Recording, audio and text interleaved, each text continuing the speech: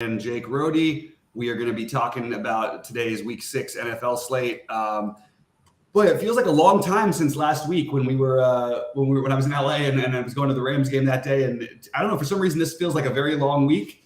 And I'm ready. I'm pretty pumped to get into this slate. We've got some things we haven't had where we've got cheap running back options that we haven't had down this low yet. We've got some interesting potential values, some possible weather situations. A lot of stuff to go through, and I'm probably going to play a little. I'm doing something a little different. I'm going to play a little less lineups, a little bit higher buy-in stuff, and smaller field, and try and stick more to my 3 or 4 core games, and only deviate a little bit from those. So that's what I'm trying to do, is just harness in a little bit more on this stuff. I realize that I've done really well on showdowns because I'll play 10 lineups with using only 10 different players, and I think I've gotten a little too spread out early on in the NFL season. Unless you're max entering, it can kind of be shaky when you don't have players. You're playing 30 lineups, you don't have anybody above 30%. It's just not the right way to do things. So I'm going to try and harness in on a few things today. Sheets, how are you doing? And then we'll go over to Rohde and check in. Doing good. I've been in Virginia the last 3 days for my son is having his they have their fraternity has this Father's Weekend every year. So I've been doing that. We did some golf, did some brewery stuff.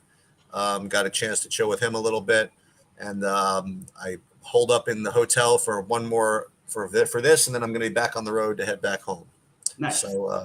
So yeah, I'm before you get into the order of what you want to talk about. Yeah. I want to hijack. Don't want to whine. It's more like kind of sympathize. Like for those of you, and I've talked about this before, but it's gotten really out of control. All right. For those of you that subscribe to other sites and put a lot of time into and things like that, you essentially have had touts recommend literally every stack on the slate this week. Yep. Every player, every stack, every position, every pivot, and what they do, it's really mean in a way. Like they market them in a certain way. Here's our core. But here are our pivots, and here's our tournament plays, and here's our off-the-chalk plays, and here's our this plays. And then when whatever happens, they're going to announce that they were geniuses. Okay, right. It'll drive you to the lunatic asylum. Unfortunately, I don't have an answer for it. Like how you're supposed to deal with that. Because I don't want to just go and say, well, just like turn it all off. But you have to come up with some kind of content absorption schedule. Mm-hmm. Otherwise, you will be nuts. And it's when I write my monthly letter to my stock for my hedge fund, I basically tell people just turn off CNBC. Like the whole time. Right. I did lunatic asylum, but obviously it's not so easy in when you're trying to do research at DFS.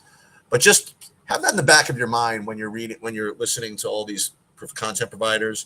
So many people with different it will drive you nuts. And then what will end up happening is towards the end of the week, you'll be biased to a certain team, and all you'll be looking for is the video that supports your take. Right. And that's not good either. So I don't really have an answer for it, but let me say that I do sympathize. And again, my overall look going into this week is I'm not exactly surprised because there really are a lot of ways you can go this week. So it's not as if, people being completely disingenuous, really, but at some point you have to kind of take a stand, Right. You could just say, you know what, I'm pumping all the projections, I'm throwing them all into SaberSim and the optimizers, running a contest simulation, and whatever I get, and if I'm a little more in the field, yeah, you could certainly do that. And there's certainly, and you know what, for mental health, there's certainly a little wisdom to that, to just waking up at 12:30 on Sunday, never having looked throughout the whole week, and just fire. You know what I mean? Mm-hmm. But I think that with everybody doing that, and with so many of these things out there, I think it's healthy to take kind of a reasonable stand on or against certain players. Even though that's not exactly optimal, I think that it's healthy. And I think that it's more fun, if you want to know the truth. Yeah, I like the point you're making. It's something we try to touch on all the time. I try to do my best of saying, like, people ask about certain plays and things like that, and we have the back and forth. I really try to say like, yeah, that makes sense, but I'm not playing any of that. You know what I mean? I'll say the guys I'm playing, and I don't, there's a lot of other pivots that I still think it's important to mention, but there is, it is a hard thing to try and figure out how to exactly consume all of this content with that NFL, especially on a week like this week where it does feel more wide open. It's weird. It feels more wide open, but there's also more projected chalk than we've had on any slate. So that's just something to consider. Maybe just being underweight the chalk would be an interesting stance to take if you were max entering or something like that today. All right, Rohde, how are you doing, man? And any overall thoughts on the slates before we get into the positions and stacks and all that? Oh, Rohde, can't hear you, bud. Something with the microphone. Rohde's so good about it too. He always says first thing. He's the first guy on, always saying, "Can you hear me?" And for some today, we didn't quite get it. So here, it looks like we got him now. We got you, Rohde? Oh, no, still a little. I actually came on earlier myself and did a sound check just because I knew I was going to be for my laptop in the hotel room. Yeah. That's all right. Okay, we'll get back to you, Rohde. Oh, I'm good. Oh, here we go. My things are all out of sync. My camera took a while to get. I couldn't figure that out either. I didn't realize my mic was off sync too. Yeah. It's all good. Yeah. No crazy thoughts today, guys. I like what Bobby and Sheets said, so we're a little behind. So let's just get into it. We'll jump into it. All right. So I'll jump in and this one we'll go me, Sheets, and then Rohde to start here. And then we'll mix it up and start going Rohde first on some of these because I feel like we take away a lot of Rohde's plays sometimes. But I'll just say at quarterback, and this is going to lead into my stacks, which we'll talk about a little bit more later. I'm looking at my exposure, and I'm going to add probably one quarterback to this, but I've got 5 quarterbacks that I'm playing this week only. At the moment, I probably will add a 6th, but right now, Stafford, Justin Fields, and Dobbs. How many lineups you playing for some context? So I'm playing like only 25 in the $20 millionaire thing, but I'm playing like all of the 3 entry stuff, all the single entry, and then I'm playing 3 of the 555s. And I'm also playing on FanDuel, which we can touch on as well. My quarterbacks, though, I'm most overweight are Stafford, Fields, Dobbs. I don't know. The weather in that game has me a little bit hesitant with the Cousins thing, but it is kind of tempting to make that cheap stack, and I do like that game environment. Just the weather is a little bit off. And then Joe Burrow being the next one for me. But I'm probably going to turn some of the Cousins shares and maybe some of the Dobbs shares into a little bit of Trevor Lawrence. So that will probably be my 6 quarterbacks on DraftKings. On FanDuel, because of Jalen Waddle's price, I've been, I'm going to take these shots when I can and just play the Miami double stack with Waddle and Hill. So I'm finding that I'm getting more Tua on FanDuel because it's more doable than it is on DraftKings. So those are my quarterbacks. How about you, Sheets? Okay, so with this week, I'll give you another little. I hate to go late because you know what, I have to leave too. But I think this week in particular, it challenges me, like the devil and the whatever the angel in my brain, because like the projections and my Saber sim builds and all my stuff were leading me down a certain road that just didn't feel right for some reason. So the first about for whatever reason is Vegas, and Garoppolo and everything that goes with it. Because if you went by my numbers or whatever it is, you'd be hard pressed to keep like these Vegas guys out of your lineups. Like it's just like because of the target shares, because of all this stuff, and you're just getting to all them. But then like in the back of my head, I'm like you're against New England, and when have I ever won a slate playing against New England's defense? When have I ever play? You know what I mean? So I'm getting all this Garoppolo, and I'm like, I just don't know if I want to do that. So I legitimately just manually like reduced all of it. Okay. Now with that said, between you and me, Bobby, someone's got to win, and I don't have as much of those guys as you do. Like I'm getting, I mean, some staff or whatever. But just again, pure transparency. My top owned quarterback and it goes with my top owned stack. I guess I have to put it this way, like as well, is actually going to be Sam Howell in Washington. That's just where I ended up. I just thought it was the best combination of being low owned and having a shot. And it also didn't feel so right because I always also talk about every week how Atlanta is a place where fantasy points seem to go to die. But that's just, in the name of transparency, that's where I am. The projections are good enough that I'll live with it, and that's just kind of where I am. Mm-hmm. That's interesting. I like that you come up with those interesting ones. That's not even like there's a lot of cheap quarterbacks, and that's really not one that I even considered. And I think you're going to get really low ownership on him, and it's really pairable with his receivers. So I see where it works. You know what I mean? And you can spend up in other spots, and I think it's kind of interesting to go that route. I didn't get to the Vegas thing as much, but I do have a note to myself to make sure to get some Devontae Adams and a little bit of Josh Jacobs. As well as potentially some Ramondre Stevenson, who's probably going to be traded soon. And I think they would like to I think before they trade him, they'd like to see him have somebody would like to see him have one good game. And maybe this is the day to do it against the Raiders defense. What do you got here, Rohde, for quarterbacks? Yeah, I mean, that's some hot takes for you guys. I like. I made a pick, and during our pick show, I made a quarterback that I kind of like the game of. I like a little Geno Smith is kind of the lone guy that I got at 5'7". I kind of like him today. I kind of like that game a little bit more. Matt Stafford's another guy I got. I do got some Jimmy Garoppolo, too, as a cheap quarterback. I kind of like that as well. So I'm kind of staying in that kind of range, going with the cheap quarterback. Yeah, I'll have a Tua here and there. I got a couple Lawrence stacks. I don't have any Burrow yet. Don't have any Fields like Bobby does. So I'm kind of staying a few lineups this week, not as many as I normally play. I haven't built my main one yet, but it's probably going to be some sort of those cheaper guys combination. Mm-hmm. I would like to add that the one thing that none of us kind of like keyed on too much, although Rohde for just a second, is what I like to call like the I'm kind of stealing this from an MMA podcast, honestly, but it's kind of like the hipster play of the week. Mm-hmm. Is just it seems as though all the geniuses are just pounding on Jacksonville, Indianapolis. Makes and Minshew specifically makes sense, I guess. I'm just for the lack of a better reason, I'm just not getting there. I'm just not playing him. Yep.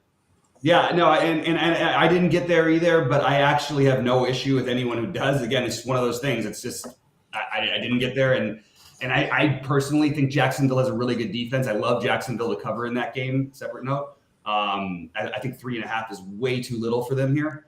And they did have 2 weeks in London, so maybe they're factoring that in. But I definitely I can see the argument for the Colts thing because Downs looks like such a good play, and then you have the cheap stack with Minshew. You can kind of do what you want, play Etienne on the other side. So I get why they're doing it, but I personally didn't go that route. I like Rohde's call quite a bit on Geno Smith. I think that's a really, really sharp approach because I think that you can double pair him with his receivers, or you could play Smith and Jigba, who they're trying to get more involved. With one of either Metcalf or Lockett really cheap and run it back with Chase and Mixon or something like that and get different inside of a game that's already going to have some ownership, but it's mostly going to be on the Bengals side. So I like that call quite a bit from Rohde. For running backs, why don't we have Rohde? Why don't you start this one off and talk about who you're a little bit high on this week? Oh, running back! You guys give me the hard position. I like. Dude, that. I don't know. Okay, I'll jump. I'll give you. No, that's fine. That's fine. It's just because this running back is nuts today. There's a lot of cheap ones. You got the Chubb and the Dante Foreman playing for guys that are hurt. So we had some injury news yesterday earlier this or middle of this week, and we got some really cheap guys. As a bottom. But you guys don't like the Las Vegas game as much. But Josh Jacobs projects like one of the top guys on the slate. Obviously, his ownership's only about 13%. I'm seeing. But he's just getting a lot of usage. He's getting passes, he's getting runs, he's just doing everything for that team at the running back position. David Montgomery's similar, no Gibbs. He's a really good play today against Tampa. He's getting all the work as well. I've been high on Kamara, Mostart, Kyren Williams, all these guys. I have actually a tight pool. I'm sticking with all these good running backs and just mixing and matching them in different lineups. Kenneth Walker was my DFS picks play show because I like that game with Geno. I kind of like the passing and the running. I just kind of on the Seattle side more in that game today, but obviously we'll have run backs and correlation. But yeah, so I'm sticking with these top running backs that I kind of like today. And I am starting to get a little bit more CMC too. I mean, guys scored 14 straight touchdowns, or I don't even know how many at this point. He scores every week. But he's priced up a lot. So a lot of people are off him a little bit. So I'm trying to use some of the cheaper stack pieces and then grabbing him for the late game. I know it's not a good total. I know it's not a good game environment, but I like it. I think getting a little bit of him isn't going to be bad for me. Mm-hmm. Yeah, no, it makes sense. I personally am on the Montgomery full fade today. Tampa Bay, I know they finally got beaten up on the ground recently for the first time in what feels like 4 years. Montgomery makes plenty of sense on paper. I actually thought he was going to be a little chalkier than he is, but I prefer the players in his price range. But that's the only real difference I had, I think, than you there. Sheets, what do you got at running back? Yeah, I think that we have to go back to the beginning here. So I've heard this take. The McCaffrey, he's going to be low owned because 9,500 does whatever. I think that listen. I don't know if I'm actually going to do this. I think you're supposed to just go back to basics here. I mean, this is a receiver-based league with like all this upside of all these guys like Tyreek Hill and all these guys, and you're getting Chuba Hubbard in a perfect game script at whatever 4,300. I'm pretty sure you're supposed to just lock him. I don't know if I have it in me to do that over a billion lineups, but I'm pretty sure that's what you're supposed to do. And then the second question, the 2A, the 1A is what you do with Deontay Foreman. Okay. Cause I think those are the two, cheap running backs that I think you really have to have one of access these Jamar Chases and Devontae Adamses and Tyreek Hills and all of these guys. And it's not my style usually to do that. And probably because I'm away and I don't really have enough the patience for it, I'm probably not going to do it. And I'll just be over on Hubbard and, being over Hubbard means you got to be probably over 50. Right. He's already been doing well, and he's got a game script in his favor. I mean, I don't know how he doesn't get there if you want to know the truth. And so that's like tier one, right? Of the cheap ones. And then the next main question is what to do with Mostert, because that game is gonna, there's be billion plays. Achane is out, and they could end up running the ball a lot, towards the end. So I think those three guys just kind of drive, the chalk, if you want to know the truth, and then it really comes down to how much of those you want to play, and then just pick your pivot. I like your idea, Bobby, about fading Montgomery. Even just picking one of these guys and just freaking Xing them. You know what I mean? Yeah. Whether it's him or Mixon, you know what I mean? Like those guys, they look good. They look good enough, but just take a stand on something in somewhere, So just so you know what I have. I am over on those plays. Just the Mostert and the Hubbard.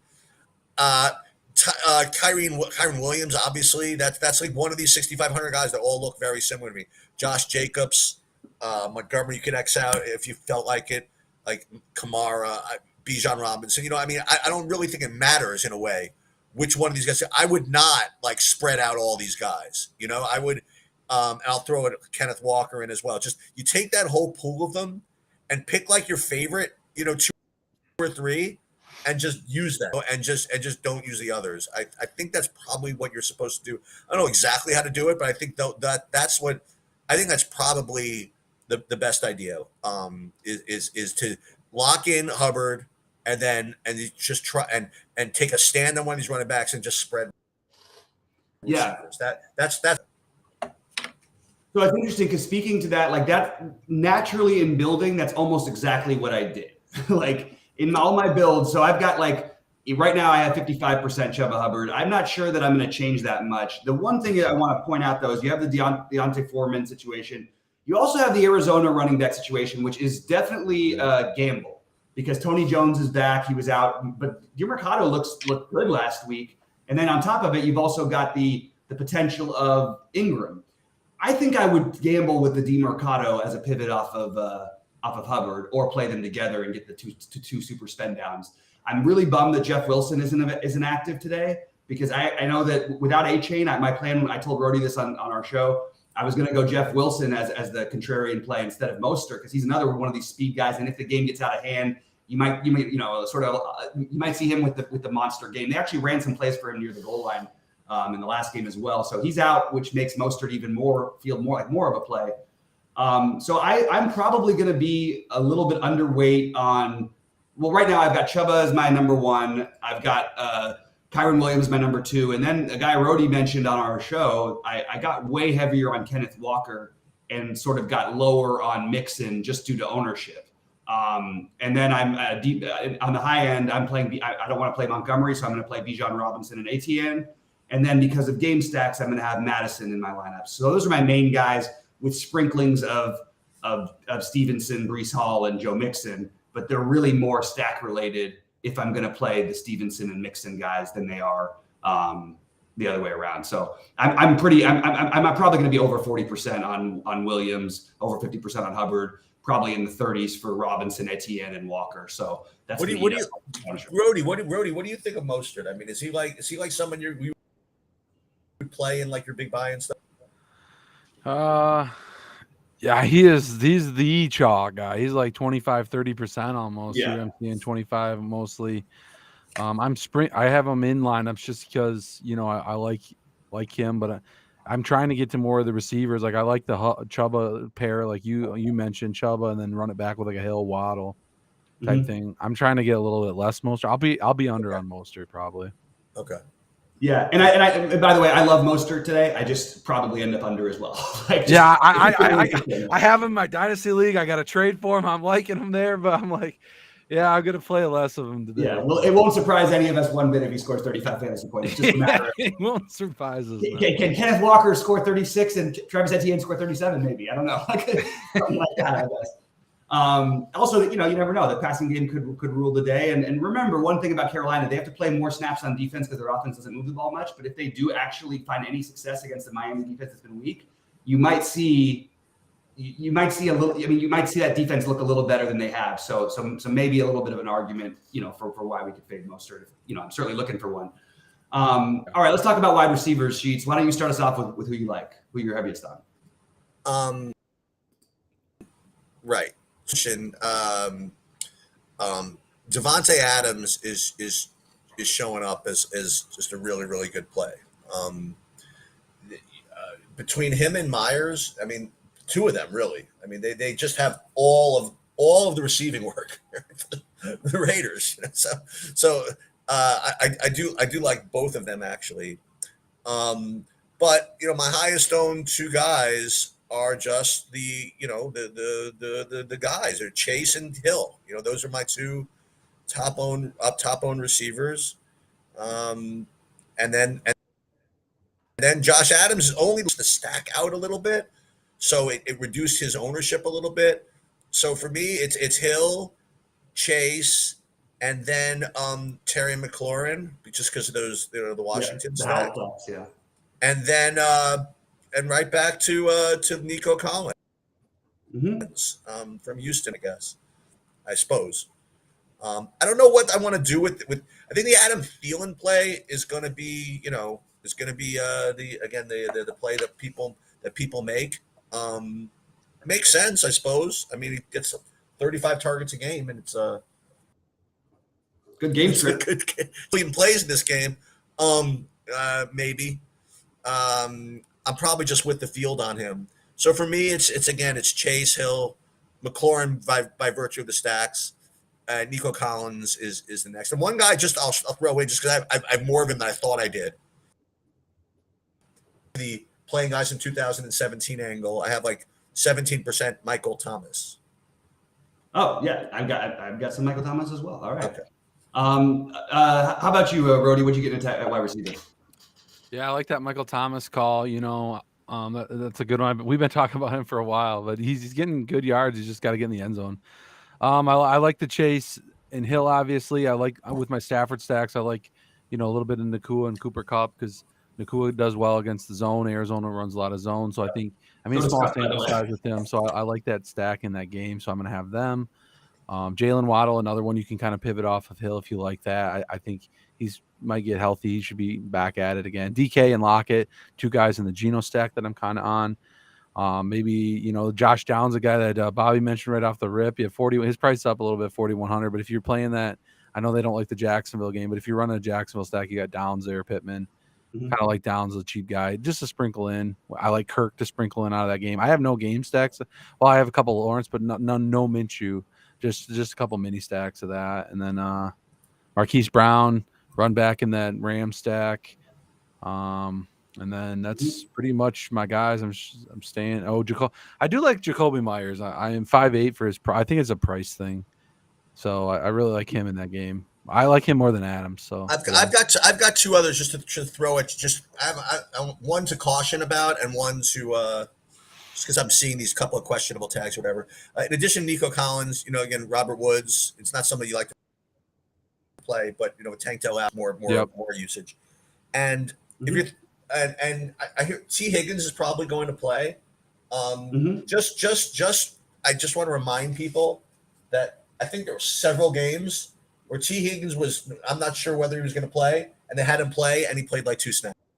Yeah, exactly. Okay, just be careful. Like if you're building just like computer-based Bengal stacks, and you get like double stacks with Higgins, just be careful of that. It's not, even though he's going to play, it's not guaranteed he does anything. He might have 10 snaps, you know what I mean, or he might like hurt himself and be out of the game like really, really quickly. So that was pretty much that. Yeah, I want to actually take a tiny bit of a counter on that, just because I think it's an important thing to touch on. Sure. I do think it's possible. I also think T. Higgins is one of the best tournament plays on the slate. They found their offense last week finally, and it was without Higgins. It hasn't been Higgins' fault. It was more just that Burrow could look like he couldn't move on his ankle. If he's back and good to go, I really think T. Higgins is like one of the sneakiest top plays, and I think that he actually matches up really well with the Seattle team if he's good. Like again, and we don't know. So I'm gonna for Millie Maker, beautiful. I'm gonna play in my Burrow stacks. I'm gonna have some of the Higgins, Chase, and Boyd. I've done these triple stacks with Cincinnati before, and I think that's an interesting way to go. And just I don't expect anyone to be on that triple today. So I'm gonna talk about a couple of. So I've got my plays, but then I've also got a few that are guys who I think you should take chances on in the Millionaire Maker. One of them was T. Higgins, actually. My highest owned receiver right now is Marquise Brown. Say what you will about it. I understand there's going to be some ownership. I'm just most heaviest involved in that game. So I don't know, it's just hard for me to get off of them. I understand that people think that it can be overreactive to react to what DJ Moore was doing. I'm going to take the opposite approach. I think DJ Moore is a tremendous play today. Sub 5% ownership on a guy who's had the best fantasy game of anybody this season, who's really developed a rapport with Fields over the last couple of weeks, who's been the number one receiver over the last couple of weeks. He's still only 6,500. Why is he low owned? I just can't. I understand the weather or say whatever. In my opinion, that just means more of him and Kmet. I really think DJ Moore is a tremendous play. Then you get into the Rams guys for me in terms of ownership. Cup, obviously, I have significantly more than Nakua, but I will not X out Nakua. I will play some Nakua as well. Christian Kirk. I'm going to lower my Tyler Boyd because I initially had him because because of the Higgins thing. Although I'll still keep like probably 10 to 15% of them. Then you get into I still like people are afraid of the weather. I think a little too much. Addison is the one that I first was getting to, and now I'm sort of out of the KJ Osborne with his target share. Especially if you can, I just like that game stack. So I'm, all of the plays I've mentioned so far are pretty much within my game stacks with the, not even with the exception of anything. Except for Tyler Boyd. I love Downs. Tyreek Hill is my favorite spend up shocker there. On FanDuel, I don't think I'll have one lineup without Jalen Waddle today. I think they want to get him going, and he's 6,800. So basically, he's like the 30th priced receiver on FanDuel, and he's like the 7th priced receiver, 8th priced receiver on DraftKings. I think it's a really good time to take a shot on Jalen Waddle and the two stacks on FanDuel especially. So those are my main ones. Sprinkling in the Metcalf. I'm going to get some Metcalf and why can't I think of his name? Tyler Lockett. And I'm going to probably put a Geno stack together with those two, or at least one of those guys, and Smith and Jigba. Those are the ones who I thought were interesting. So there's the very cheap guys that I just think we should have a really quick conversation about. Smith and Jigba is just sort of my belief that this guy is going to start getting more and more work. Whether it's today or not, I don't know, but I do believe we're going to start seeing that trend in the right direction. Brandon Powell, the other receiver from Minnesota, 3K projections kind of like him, but he's not going to get played because of the way people are going to build. What's his name? Mingo for Carolina. When everyone's going to play, Thielen. I think Mingo makes for an interesting 3,500 run back. So those are my get weird large field. Smith and Jigba, Powell, Mingo, I think are all very interesting. And I have a note because you guys have both mentioned it a lot, and I've also been trying to talk myself out of it. But now I'm going to probably get a little bit of it is the Raiders, just the whole Raiders situation. But both Myers, one of Myers or Adams, and I'm probably going to get some Jacobs as well, just because I don't want to ignore that spot. And honestly, I don't know if we should be giving New England any credit for the defense they used to have. They really aren't very good anymore. All right, tight ends. I guess you know what? I'll start off tight end just because I haven't started off keep it going in that direction.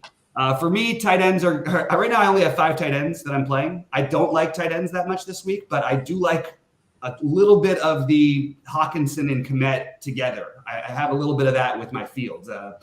I think that both Hawkinson and Kmet, people in these weather games, if you're going to buy into even the weather narrative being an issue, they're going to find the tight ends a little more often. You're going to have those short underneath routes. You could see a big target game for Hawkinson. I think he's going to have obviously some ownership. And I think that you're going to, I don't think anyone's going to play Cole Kmet, and I don't think anyone's playing Cole Kmet with Hawkinson. So I kind of like the idea of doing that. And I also like, I have more Zach Ertz than I want. I wouldn't play Zach Ertz except for that he's in the game that I want to stack. I like Higbee better for what it's worth. And the last one for me is Evan Ingram. So I'm playing 5 tight ends. The only ones that are really not chalky would be Kmet, and I don't think Higbee's going to get too much ownership. But I don't love the position today. So that's where I'm at with tight end. Rohde, what do you think? And then we'll go to Sheets. Yeah, I mean, tight end's a rough one this week. I agree with you. You said a lot of good things on tight end as well.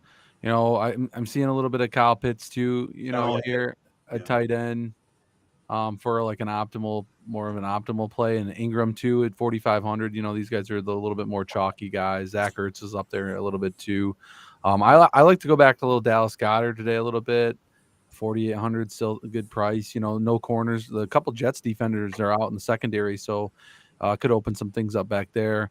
TJ Hawkinson was a good call, and he's kind of looking at a little lower owned too and projects the best. So he's just priced up a little bit. I think why people are going with the cheaper tight ends. So I like him as well. I like Sam Laporta a little bit. I'm pretty tight on tight end. Like these guys I'm literally loading up on and just kind of sprinkling in. Tyler Higbee, another guy that Bobby said I kind of like him because I like that game. And really maybe a little Noah fan. I always stick to him a little bit just because I felt like he's got big breakout potential someday, but he just never does anything. But he's I'm so with you on that one, by the way. What a frustrating play. Yeah. It feels like it should work every week, and then the one week like nobody plays him, he has a monster game. Sorry, guys. Yeah, so like you got to, I'm gonna stick a little 3K. I might have a sprinkle a little bit of George Kittle in there at the 5K range at lower ownership. I think someone's gonna score touchdowns in that game with their total, so so just a little bit of that, and then I'm pretty much it. I'm just loading up on those guys, and then staying pretty much in that same tight end, swapping those guys in and out. Yep. How about you, Sheets? Yeah, I think that you should if you like that Rams game, I think you should play Ertz. I'm getting Ertz anyway as like one of my top owned tight ends. Schultz, I don't know if anybody mentioned him, but he's in there. But the guy, again, I'll just reiterate, just because I don't even know if you guys mentioned him, but again, because of part of what I'm doing is Logan Thomas for Washington. And I pretty much second now again, if you want to pivot off of like Kyle Pitts is starting to get like whatever, you could just like play Jonnu Smith, the other tight end for Atlanta, and that would be pretty trolling. You could probably get away with it. So I like that. You can play Hunter Henry if you're going to play those Raiders. You could play Hunter Henry as kind of run back over there if you felt like it, but nothing more than what you guys said, honestly. Yeah, fair enough. I'm gonna, we're actually, I was gonna write these answers into my thoughts. I'll start with the defense this time. Okay, well, we'll work quick. Let's just, I thought we'd fire in just answer a few quick things. Because K9 asked the favorite FanDuel quarterbacks. For me, they're similar to the DraftKings and the Stafford and all that, which sucks because it's a running site. So I think you try to get to Justin Fields or you try to get someone with some rushing upside. But I also think that because of the price of Jalen Waddle, it's forced me into Tua being my favorite FanDuel quarterback today. I also wanted some exposure to Tua, and I wasn't getting any on DraftKings. So that's my answer. Sheets, do you have a favorite on FanDuel that quarterback? 2 guys that were particularly cheap that on FanDuel. One you just mentioned. I mean, I'm getting more Miami over there because of the Waddle's price. And the other thing about again, just kind of Godwin's really cheap over there. If you like doing that. Aside from that, it's pretty much the same difference. Oh, that's not true because I really am not playing. What's his name over there? The Washington people. I'm just more kind of normal, like Miami Raiders, stuff like that. Right. Rohde, anything on FanDuel that you're playing today? No, I like your Tua idea. Yeah, so nothing different. So for me. Okay. And then real quick, just to answer before we go to the sheets, will start with defense after this, but we'll go PNP who just subbed. Hey man, great to have you. Glad you did. He threw his lineup in the chat, and it's pretty chalky. But I like it. Now that you switched over to downs, that makes sense. You don't want to ever play a naked Minshew, in my opinion. That would be my advice. Don't ever play a naked 5K quarterback with almost no rushing upside. So that would be just against a really good defense. So it's not what I'm doing, but I have no issue with your lineup. It does look a little chalky for me. That's what I see in this. And if anybody wants to weigh in, anything, Rohde? Yeah, I mean, it looks a little chalky. Maybe Osborne's not as chalky, but if he adds down, I think he swapped around Downs probably in that Osborne spot. Downs and so that makes it a little more chalky, but yeah, I mean, it's chalky. Defense isn't chalky. Yeah, the defense definitely isn't chalky, that's for sure. All right, so we'll start us off here with defenses here.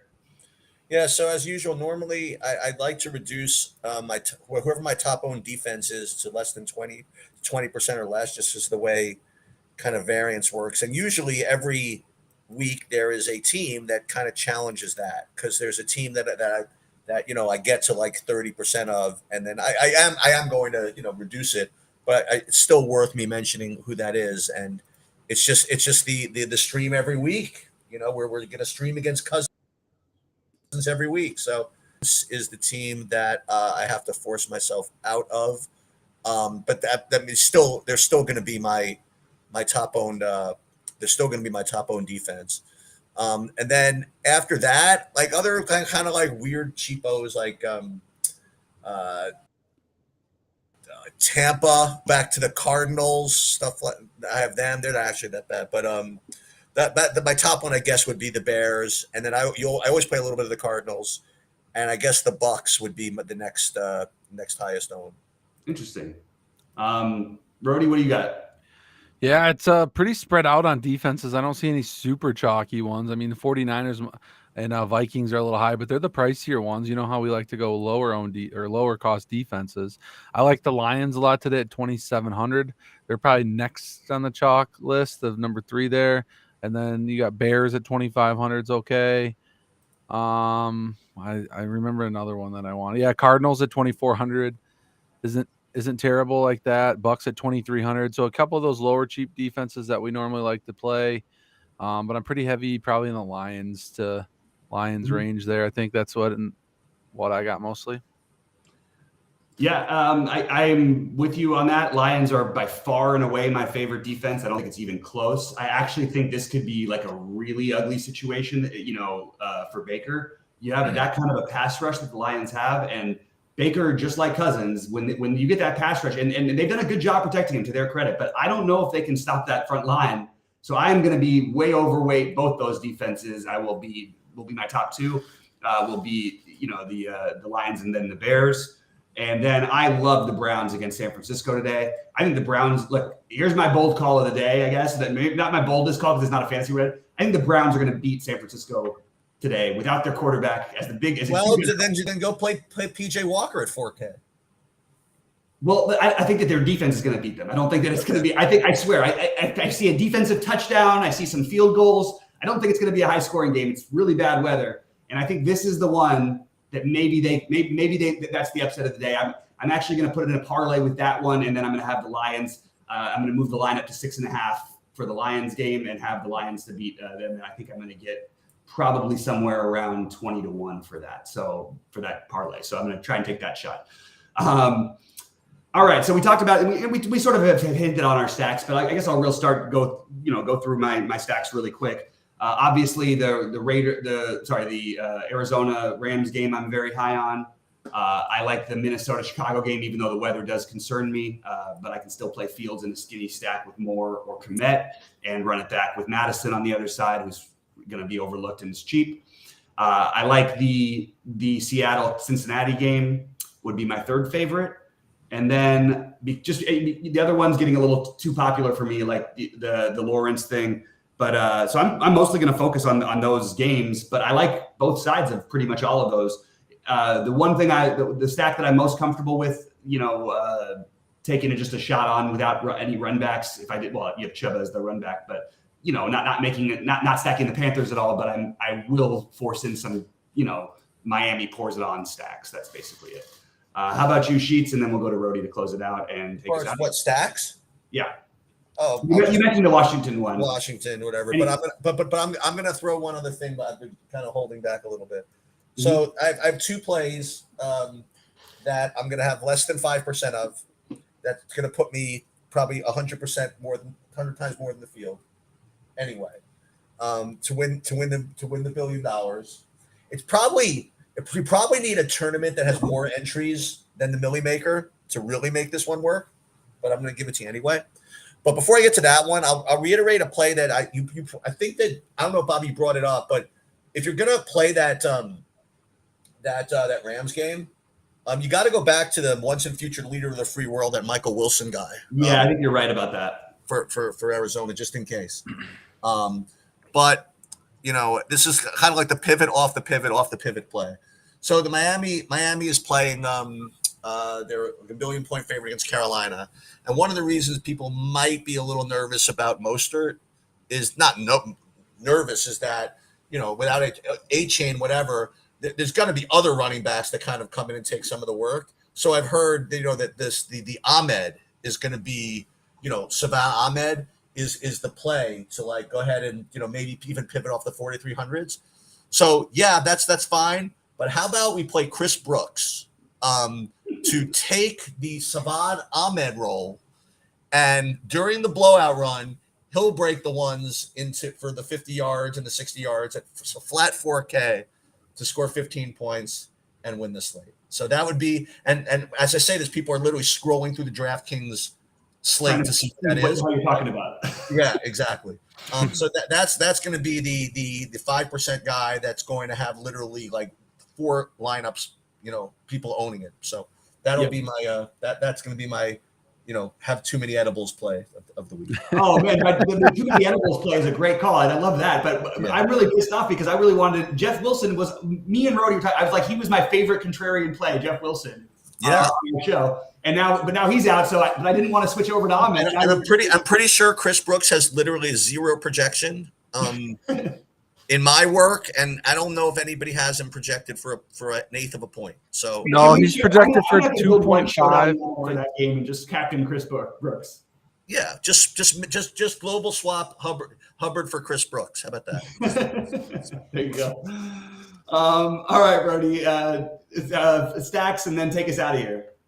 So yeah, you guys are good. No final thoughts. The stacks. Okay. I'll throw in the hot take of the day. Yeah, we can't forget Bobby's favorite thing. Hot take. I already threw in a pretty big one as far as betting wise with Cleveland over San Francisco. That's big, yeah. So that's my crazy one. But my less crazy one is that I don't know. You know what? It's actually a little bit harder for me today, but I think I'm going to say that DJ Moore, just because he's so low owned, I'm just like, it seems like such an obvious thing to play him, and I know one's going to play him. I'll say DJ Moore is on the winning millionaire lineup. So stick with that one. Dude, that's the stack. The I'm doing the Tua, Hill, Chris Brooks stack. There it is. There's the bold ones. Bold calls. Now you get to say your stacks and take us out. What's his name? Where's the guy, the reporter from LA that always wants the exact plays? What's his name? Pingler. Yeah, where's he? I don't know. He must be working or something on Sunday morning. Something like must that. Be working. All right, so we're going to take us stacks and then take us out. All right, guys. Yeah, you guys kind of know my games I'm on. I like the Rams, the Arizona game, and the Seattle Cincy game, more Seattle side. Rams, Arizona. You got kind of go. I've played both sides of it actually. I like both sides of that.